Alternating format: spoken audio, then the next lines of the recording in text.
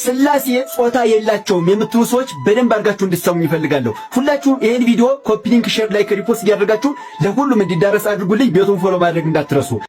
ስላሴ አካል አላቸው የላቸው? ሲውላቸውም ተናገሩ። ጾታ አላቸው የላቸው? ተናገሩ። አይዟችሁ። ወይም የላቸውም ወይም አላቸው በሉ። የላቸውም ያገር ያለ መብረቅ ማለት መምጣቱ በጣም ይገርማል።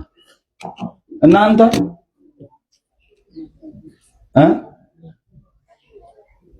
የእንታ ቃለ ሕይወት እርሶም ባሉበት ልናገር። አንድ ሰው ሲሰብክ ስለሰማው ሊቀ ስልጣናት እንኳን ኖሩ ዛሬ አንድ ምሁር ሲያስተምር ሰምቻለሁ። ይሄን ነገር ሃይ መባል መቻል አለበት። ጾታ የላቸውም የተባሉ መላእክት ናቸው። ይህን ሰሞን ቲክቶክ ላይ ስላሴ ጾታ አላቸውም የላቸውም የሚል ነገር የሚናፈስ ነገር አለ አይደል? በደንብ ስሙኝ። በመጽሐፍት ላይ ስላሴን በሴት አንቀጽ ሲጠሩም ታገኟቸዋላችሁ፣ በወንድ አንቀጽም ሲጠሩ ታገኟቸዋላችሁ። በሴት አንቀጽ ሲጠሩ የጋው እናገኛቸዋለን ካላችሁኝ በቅዱስ ያሬድ በደረሰው በሐምሌ ስላሴ አቡል ላይ ታገኙታላችሁ። ለሐምሌ ስላሴ በሚዘመረው አቡል ላይ እንደዚህ ይላል፣ ስላሴ ትትረመም ወትትነከር። ምን ማለት ነው? ስላሴ ዝም ተብላ ትደነቃለች ማለት ነው። የምን አንቀጽ ነው? ትደነቃለች። የሴት አንቀጽ ነው። ይሄንን በወንድ አንቀጽ ስላሴ ዝም ተብለህ ትደነቃለህ ብለው የሚተረጉሙ አሉ። ስህተት ነው። ይሄ በሴት አንቀጽ ነው እንጂ በወንድ አንቀጽ አይደለም የሚተረጎመው። ግሱ ስታዩት በወንድ አንቀጽም ይሆናል።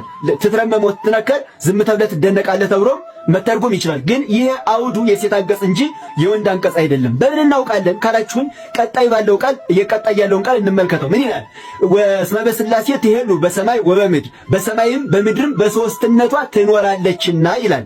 ትኖራለችና ትሄሉ ማለት ትኖራለች ማለት ነው። ነገር ግን ትሄሉ ለወንድም ትኖራለህ ማለትም ይችላል፣ ለወንድ አንቀጽም። ታዲያ ለወንድም ለሴትም ከቻለ እንዴት በምን መለየት እንችላለን ካላችሁን ከዚህ ቀጥሎ ባለው ቃል ነው የምንለየው። ቀጣይ ላይ ምን ይላል መሰላችሁ? ወሰናያቲሃ ይሰብክ ቃለ ኢያሱ ሐዋርያ ፍቅር። ምን ማለት ነው? የፍቅር ሐዋርያ የኢያሱ ቃል የስላሴን መልካምነቷን ይሰብካል ማለት ነው።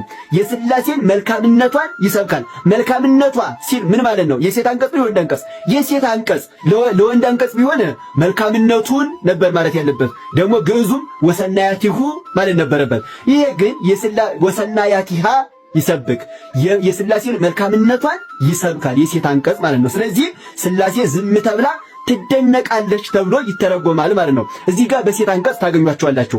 በወንድ አንቀጽ ደግሞ በጣም ብዙ ቦታ ታገኟቸዋላችሁ። ለምሳሌ ስላሴ አጋዕዝተ የገሃሱ ቤተ ገብርክሙ፣ ጌቶቼ ወደ አገልጋያችሁ ቤት ግቡ። ገሃሱ ሲል የወንድ አንቀጽ ነው። በጣም ብዙ ቦታ በወንድ አንቀጽ ታገኟቸዋላችሁ ሲጠሩ ማለት ነው። በጣም ጥሩ። ታዲያ በወንድ አንቀጽም በሴት አንቀጽም ስላሴ የሚጠሩ ከሆነ ስላሴ ጾታ አላቸው የሚሉ ሰዎች የትኛው ነው ጾታቸው? የወንድ አንቀጽ በወንዱ ነው ወይንስ በሴቱ ነው? በፍጹም ስህተት ነው። ለስላሴ ጾታ የሚባል ነገር አይነገርም። ምናልባት እንደው ብዙ ቦታ በወንድ አንቀጽ ሲጠሩ ሰምተው ከሆነ ጾታ አላቸው የሚሉት ለምሳሌ ነፋስ ሶበይ ነፋስ ይላል አይደል? ነፋስ ሲነፍስ፣ አሁን ሲነፍስ ማለት የወንድ አንቀጽ ነው አይደል? ሲነፍስ። ታዲያ በወንድ አንቀጽ ነፋስ ስለተጠራ ነፋስ ወንድ ነው ማለት ነው እንዴ? ኧረ ተው በፍጹም። ይኸውላችሁ ለስላሴ ጾታ የሚባል ነገር አይነገርላቸውም። 4 ነጥብ። በዚህ ግራ አትጋቡ ምእመናን።